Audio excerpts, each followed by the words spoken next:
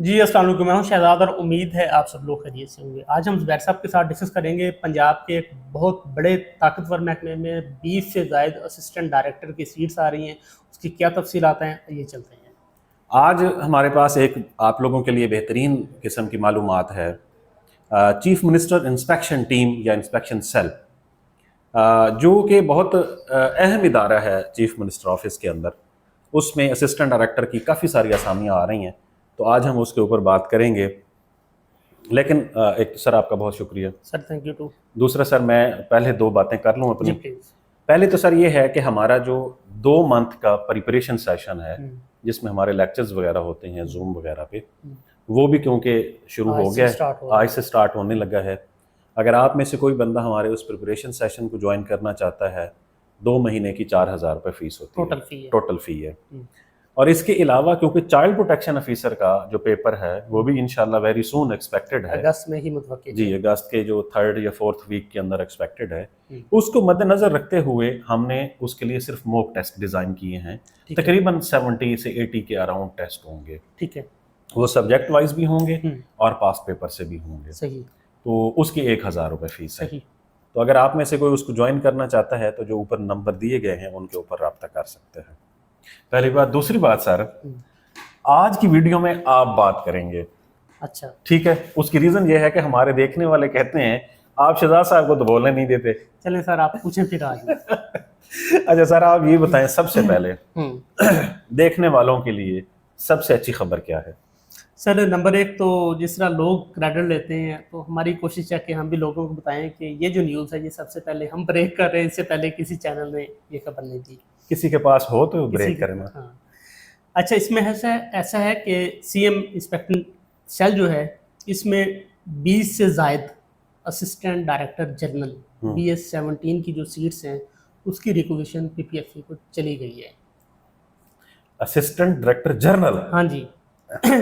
Assistant director general. अच्छा, assistant छोटा है, डायरेक्टर जनरल बड़ा ऐसे है। ठीक है, वेरी गुड। ये एक अच्छी खबर है। हाँ जी। 20 से ज्यादा सीट्स और वो भी असिस्टेंट डायरेक्टर जनरल। तो जर्नल से मुझे ये याद आ रहा है कि इसकी क्वालिफिकेशन क्या होगी? इसकी जो क्वालिफिकेशन है वो भी जर्नल है। अच्छा, 16 साल तालीम है? 16 साल तालीम है और आपकी जो एज ब्रैकेट है वो 30 से 33 होनी चाहिए, 30 मेल और 33 फीमेल, इंक्लूडिंग एज रिलैक्सेशन? हाँ जी।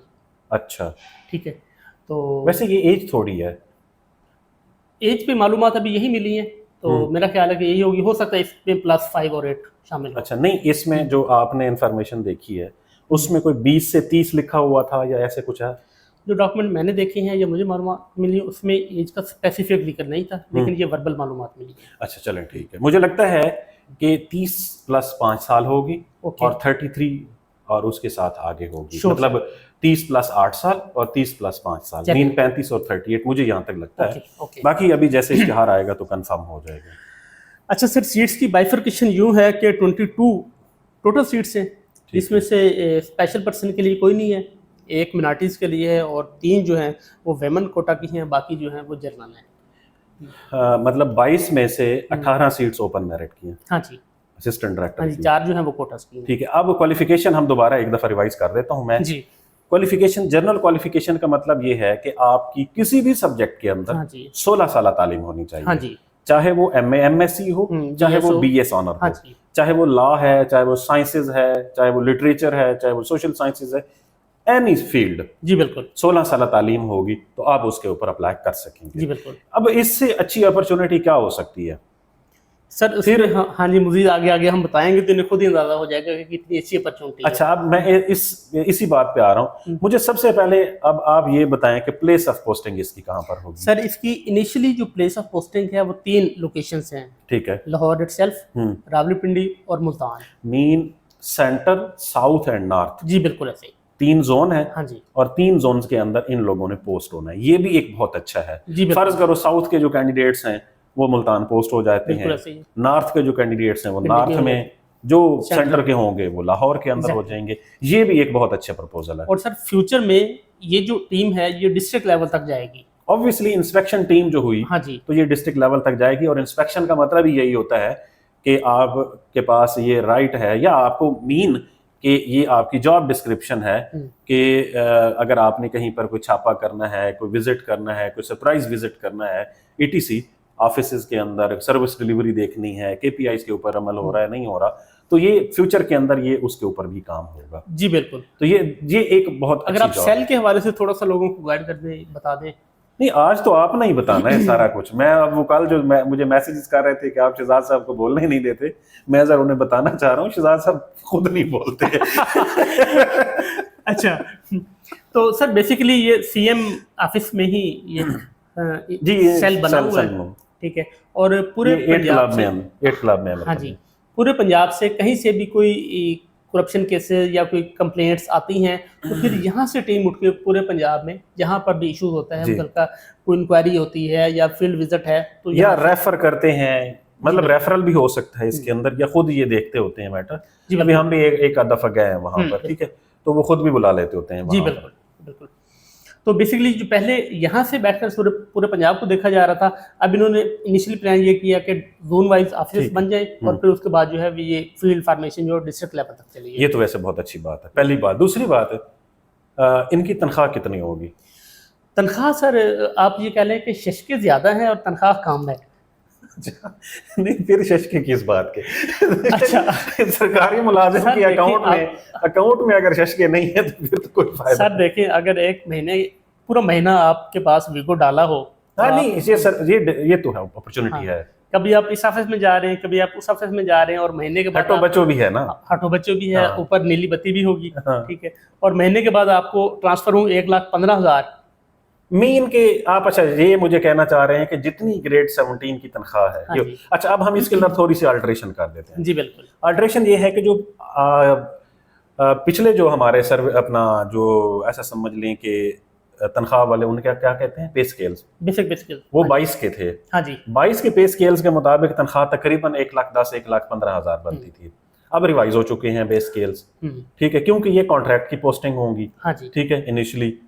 तो अब इनकी तनख्वाह उससे तकरीबन कोई 15,000 ऐसा कर ले, ज्यादा हो जाएगी। चले 15 में 10 से कर ले, क्योंकि इनकी सोशल सिक्योरिटी भी होती है, ईटीसी। तो अगर वो हम 2026 के पे चार्ट को देखेंगे तो तकरीबन 1,25,000 से 1,30,000 के दरमियान बनेगी। सो ये कोई मतलब ऐसा नहीं है कि तनख्वाह थोड़ी है, तनख्वाह ठीक है। अगर आपकी अपने रीजन के अंदर पोस्टिंग है तो वैसे भी आपके एक्सपेंडिचर बहुत कम हो जाते हैं। इसके साथ जो आपको सहूलियात मिलती हैं, फ्यूचर के अंदर इनके लिए रेजिडेंसीज का भी इशू नहीं होगा, क्योंकि ये ऐसा सेल होगा इनके लिए रेजिडेंशियल का अब भी इशू नहीं होगा, क्योंकि वहां पर जो डीसी ऑफिस या कमिश्नर ऑफिस है वहां से उन्हें इतनी तो सपोर्ट मिल ही जाएगी कि इनको डेफिनेटली ये उनके साथ डायरेक्ट कोऑर्डिनेशन में होंगे, तो ये वाले इश्यूज नहीं होंगे। अब इसका पेपर आपको क्या, अच्छा कब तक एक्सपेक्टेड है कि आ जाएंगी? सर इससे पहले ये जो क्वालिफिकेशन है, इसके साथ आपका 3 साल का एक्सपीरियंस भी रिक्वायर्ड है। अच्छा, वो आपका प्रैक्टिकल और एडमिनिस्ट्रेटिव ग्राउंड्स का होना चाहिए। अब वो practical plus administrative mean administration के अंदर आपने किसी इदारे के फुल टाइम, अगर आपने किसी इदारे के अंदर एज एडमिनिस्ट्रेटर काम किया हुआ है, आपने किसी इदारे के अंदर किसी और एडमिनिस्ट्रेशन की पोस्ट पर काम किया हुआ है, मीन ऐसा एक्सपीरियंस जो वेरीफाइएबल हो। जी बिल्कुल, ऐसे है ना? हाँ जी। तो वो किसी प्राइवेट ऑर्गेनाइजेशन का भी हो सकता है। जी बिल्कुल, ऐसा होता है, हाँ, क्योंकि अगर वो प्राइवेट ऑर्गेनाइजेशन है तो डेफिनेटली कहीं ना कहीं से वो रजिस्टर्ड होनी चाहिए किसी गवर्नमेंट एंटिटी से। तो वेरीफाइएबल आपका 3 साल का एडमिनिस्ट्रेटिव एक्सपीरियंस अगर होगा तो डेफिनेटली ये आप लोगों के लिए एलिजिबिलिटी क्राइटेरिया को आप मीट करेंगे। अब आ जाते हैं पेपर के ऊपर। अच्छा सर, इसका जो ऐड है ना, सॉरी जो रेगुलेशन है वो चली गई पीपीएससी को, ठीक है। अब जो पीपीएससी के एंड पे है कि वो इसको अगस्त में रिलीज कर देता है या सितंबर? जी, जैसे ही, मतलब वो अपनी उनकी तरतीब है ना पब्लिक सर्विस कमीशन की, वो जैसे भी करेंगे। हाँ जी। अच्छा, और फिर जो पेपर है वो 1 paper, single paper, journal qualification, journal designation और जर्नल पेपर का। बड़े सर, आज तो आपने ऐसे कड़ी से कड़ी मिलाई है, बस ऐसे ही है। लेकिन अब ये तैयारी क्यों नहीं करते हमारे देखने वाले? सर बहुत सारे लोग मेरी तरह के हैं जो कहते हैं कि जब ऐड आएगा तो हम पढ़ना शुरू करेंगे, फिर उसके बाद वो कहते हैं कि इसकी पेपर की डेट आ जाए तो फिर हम पढ़ना शुरू करेंगे। फिर कहते हैं पेपर देने नहीं जाएंगे, फिर कहते हैं कि पीपीएससी पेपर औखा बना देता है। हाँ, फिर कहते हैं फेज वाइज पेपर आ गए। चलने पर वो सारी चीजें हैं ना। ये तो इनका तो वही हाल है ना, जैसे वो शेर है कि मेरे कत्ल के बाद उसने जफा से तौबा, ठीक है, उस जूदे पेशेमा का पेशेमा होना। तो बाद में पेशेमानी का कोई फायदा है? बिल्कुल ऐसे ही। कोई भी नहीं है। और अब पीक टाइम है आपका कुछ करने का। अब अगर आप नहीं करेंगे, हमारे सर एक टीचर थे, अल्लाह में जन्नत में जगह दे, वो कहा करते थे, हमें मैट्रिक में थे, कि अगर आप लोगों ने आज जाग लिया तो आगे आप सो सकते हो, ऐसे ही है। अगर आप आज सो गए तो आपको सारी उम्र जागना पड़ेगा। सर पता ही सर, जिस तरह से अब हम जी रहे हैं, जिस तरह का कंपेटिटिव हमारा लाइफस्टाइल हो गया है, उस कंपेटिटिव लाइफस्टाइल में एक एजुकेटेड आदमी अनएम्प्लॉयड फिट नहीं बैठता। बिल्कुल सही बात है। उसकी रीजन क्या है कि उसका दिमाग काम करता है, उसे पता है कि मैंने क्वालिफिकेशन हासिल की है, और वो मिसफिट हो जाता है। बिल्कुल ऐसे ही है। अब वो बंदा, मैं ये जाती तौर पर ये समझता हूं सर कि इसमें कैंडिडेट्स का 99% अपना किरदार होता है, अगर वो कहीं पर सिलेक्ट नहीं हो पाते। हम अपना मुहासबा करते नहीं हैं, हमारे यहाँ ये बड़ा इशू है, पहली बात। दूसरी बात, ये भी बहुत बड़ा अलमिया है कि जब हम यूनिवर्सिटी का प्राइम टाइम गुजार रहे होते हैं, तो उसमें हम हल्ले गुल्ले के साथ अगर अपनी ये वाली एक्टिविटी जारी रखें ना, तो हम आसानी से ग्रैब कर सकते हैं अपनी जॉब। लेकिन वो प्राइम टाइम हम गुजार देते हैं। प्राइम टाइम जब गुजर जाता है यूनिवर्सिटी का, चाहे 4 साल हो चाहे 2 साल हो, ठीक है, तो फिर क्या होता है, फिर हम वो मतलब हाथ मलते रहते हैं कि यार हमारा तो असल टाइम तो वो था। With the passage of time आपकी जो रिस्पॉन्सिबिलिटीज हैं, जिम्मेदारियां बढ़ती हैं, तो आपके पास स्टडी के लिए टाइम कम निकलता है। ये आपकी ये बात बहुत अच्छी है। अच्छा, जिम्मेदारी बढ़ती है, जिम्मेदारी के साथ साथ सर जब आपके ऊपर प्रेशर आता है, हाँ। फैमिली प्रेशर, एम्प्लॉयमेंट का, अच्छे रिश्तेदारों का प्रेशर, ठीक है, जिनका और कोई काम नहीं है, हाँ, सिर्फ शहजाद के पीछे लगे हुए हैं कि शहजाद जुबैर क्या कर रहे हैं, ठीक है, माशाल्लाह, हाँ जी। अच्छा, उसके बाद तीसरा, सोसाइटी पूरी की पूरी का प्रेशर। अब एक इंडिविजुअल जहां रिस्पॉन्सिबिलिटीज के नीचे दबा हुआ है ना, वहीं पर वो प्रेशर के नीचे भी दब जाता है, और फिर जब ये चीजें आती हैं तो आपकी फिर परफॉर्मेंस जो है वो डेफिनेटली कंप्रोमाइज होती है। सो इन चीजों से बचें प्लीज। आज आप लोगों के साथ इंफॉर्मेशन शेयर करने का हरगिज यही मतलब है कि आप लोगों को अपने आप को तैयार करना चाहिए। अगर आप फिर भी नहीं करते और हमारी बातें जो है आप नहीं मानते, तो ये तो चलो आप लोगों की मतलब शख्सी आज़ादी है, आप हमारे साथ डिसएग्री कर सकते हैं किसी भी बात पर, और हमें उसको यकीनन एक्सेप्ट करना चाहिए, किसी बंदे की भी डिसएग्रीमेंट है। बट अगर हमको ठीक बात कर रहे हैं और अगर आप उससे एग्री करते हैं तो फिर आपको अमल करना चाहिए। सही, बिल्कुल ऐसे। देखें सर, आज तक हमारे अपने पास जितने बच्चे पढ़ते रहे हैं जो सिलेक्ट हो गए हैं, कोई एक बता दे, बहुत सारे ऐसे लोग हैं जो फील्ड में लगे हुए हैं, चाहे वो असिस्टेंट डायरेक्टर्स हैं, चाहे वो इन्फोर्समेंट ऑफिसर हैं या असिस्टेंट इलेक्शन कमिश्नर्स हैं, कभी किसी को मतलब बाद में हमने पूछा भी हो कि भाई आप क्या कर रहे हैं, क्या नहीं कर रहे हैं, ठीक है, हमारा उससे कोई ताल्लुक नहीं है। यकीन करें, इतना हमारे पास टाइम भी नहीं होता। अच्छा, टाइम ही नहीं होता। लोग तो नाराज होते हैं कि आप मैसेजेस का जवाब नहीं देते, किसी में अंदाजा नहीं है कि कितना हम स्ट्रक होते हैं सारा दिन। तो खैर सर, ये आज आप क्रेडिट गोज टू यू, और आज मैंने आपको पूरा बोलने का मौका दिया है, ठीक है, और ताकि मेरे और आपके देखने वाले ये समझ सके कि हमारे दरमियान कोई होस्ट और एंकर वाला अलग नहीं है। चलें जी, उम्मीद है आप लोगों को वीडियो पसंद आई होगी। जिस चैनल पर भी वीडियो देखें आप, चाहे वो मेरा चैनल है, शहजाद साहब का चैनल है, या कोई और भी हमारा दोस्त उसको शेयर कर रहा होता है, तो आप उन चैनल को सब्सक्राइब किया करें। और आप लोग जब सब्सक्राइब करते हैं, इट मीन कि आप लोग वो समझते हैं कि हमारी मालूमात अच्छी है। डेफिनेटली जब आपको मालूमात अच्छी लगती है, अपने उन दोस्तों के साथ, अपने रिश्तेदारों के साथ ज़रूर शेयर किया करें। हमारे यहाँ हमारे यहाँ एक बहुत बड़ा मसला है कि जो एक्चुअल मालूमात है वो सही ट्रू मीनिंग में जो डिज़र्विंग कैंडिडेट्स होते हैं उन तक नहीं पहुँच पाती। जो हमारे वो स्टूडेंट्स कैंडिडेट्स जो मज़ाफ़ात में बैठे होते हैं, जिनके पास अखबार की एक्सेस नहीं होती, या उनकी अपनी घरेलू जिम्मेदारियां होती हैं और वो जॉब हासिल करना चाहते हैं, तो उन तक मालूमात अब शेयर करना आप लोगों का काम है। बहुत शुक्रिया।